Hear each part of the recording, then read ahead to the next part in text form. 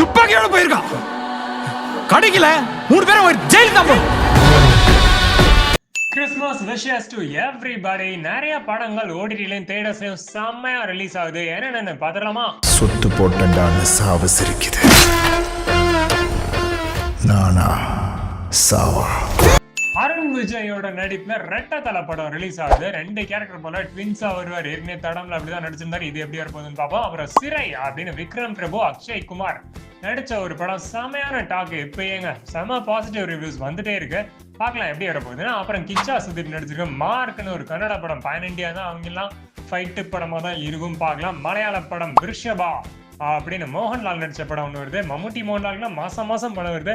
நம்மளால 2 வருஷத்துக்கு ஒரு படம் நடிச்சுட்டு இருக்காங்க.